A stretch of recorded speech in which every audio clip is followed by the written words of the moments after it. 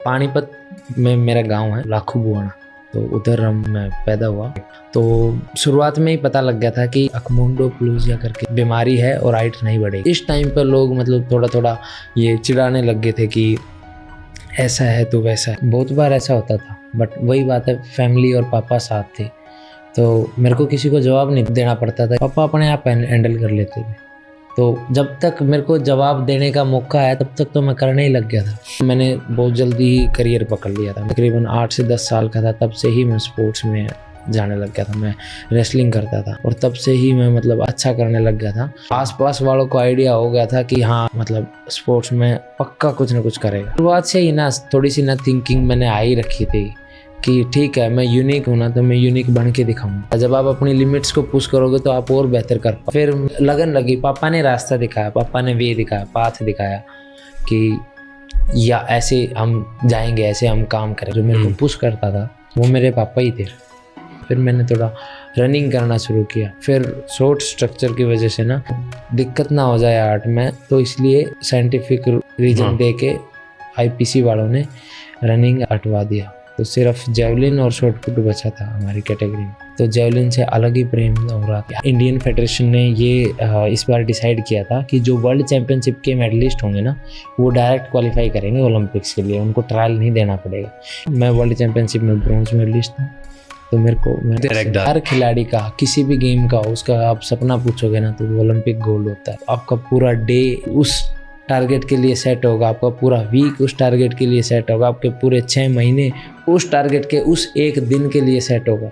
दुनिया 4-4 साल मेहनत करती है सिर्फ एक उस दिन के लिए। अगर कोई वहाँ परफॉर्म करने भी जा रहा है ना, वो भी छोटी चीज़ नहीं। टारगेट तो फिर सबका गोल्ड ही होना चाहिए ना, क्योंकि वो सबसे हाई लेवल अपॉर्चुनिटी। शुरुआत से ही हमने अपने लक्ष्य, अपने गोल ही ऐसे रख लिए थे कि उसमें हिम्मत बीच में आई ही नहीं। उसमें तो हिम्मत ये आई कि भाई हिम्मत से करना है, हिम्मत से हारना नहीं है। मेरे इवेंट वाले दिन एकांत जगह पे मैं बैठ के थोड़ा सा अपने आप को पहचाना। जो मैं करके आया था पहले सारी उनको एनालाइज किया। उसके बाद अपने आप को बूस्ट करना शुरू किया रूम से।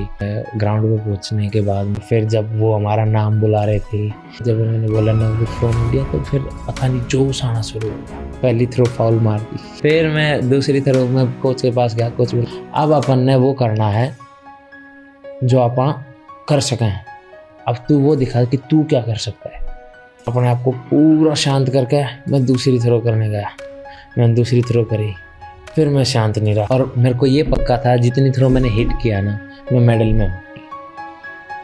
अब मेरे को मेडल से कोई बाहर नहीं निकाल सकता। मेडल आ गया था, दूसरी थ्रो में मेडल आ गया कि भाई इस बार तुझे तो कंपटीशन लड़ा ना बहुत ज़बरदस्त था। फिर एग्रेशन था कि देखा करके दिखा दिया भाई। पूरा ग्राउंड चुप है और वो नेशनल एंथम सुन रहा है और पूरा ग्राउंड मेरे लिए और इंडिया के लिए खड़ा है। क्या फीलिंग थी उसी चीज़ नहीं कि काफ़ी टाइम बाद सुन रहा हूँ, वो भी इतने बड़े मंच पे जहाँ पूरा वर्ल्ड हमें देख रहा है, जहाँ पूरा दुनिया हमें हमारा इंतज़ार कर रही है, हम वहाँ खड़े। अच्छी बात है, इंडिया के लिए मेडल आ गया था, मैं खुश था। मेन बात ये थी इतने बड़े मंच पे जाकर मैं इस चीज़ पे भी खुश था कि मैंने पर्सनल बेस्ट किया है, मेरा लाइफ टाइम बेस्ट किया है, मतलब अमूल्य। मतलब पापा भी होते तो एक और ही तरीके का जश्न होता साथ। फिर बोलने की ज़रूरत नहीं पड़ती, मैं सिर्फ वो मेरा मेडल उनको दे देता कि पापा देखो आपने कहा था, मैंने कर दिया और ये सब आपकी वजह से है, आप संभालो अब इसको। वो जो खुशी थी वो मेरे लिए और भी ज़्यादा प्राइसलेस थी। अच्छी बात है कि अब देश जेवलिन में 2 एथलीट्स को जानता है, नीरज चोपड़ा भाई साहब फ्रॉम पानीपत, नवदीप फ्रॉम पानीपत। और ये है कि हाँ समाज बल्कि ये सोचता है कि ये हैंडीकैप होने के बाद, पैरा भी होने, डिसेबल भी होने के बाद भी देश का मान सम्मान कर रहे हैं, तो वो बहुत बड़ी बात है। वरना बहुत बार डिसेबल होने के बाद बंदा हिम्मत हार जाता है। पूरा देश जानता है कि हाँ भाई 7 गोल्ड में से एक नवदीप का भी आया है। तो सक्सेस की राह हमेशा सीधी नहीं होती, पर जो सपना देखते हैं वो राहें ढूंढ ही लेते हैं। नवदीप का सफ़र हमें एक बात ज़रूर सिखाता है कि अगर सपने आपके हैं तो जंग भी आपकी होगी। हर मुश्किल को जीतने का एक ही तरीका है, कभी अपने लक्ष्य को नज़रों से दूर मत होने दो।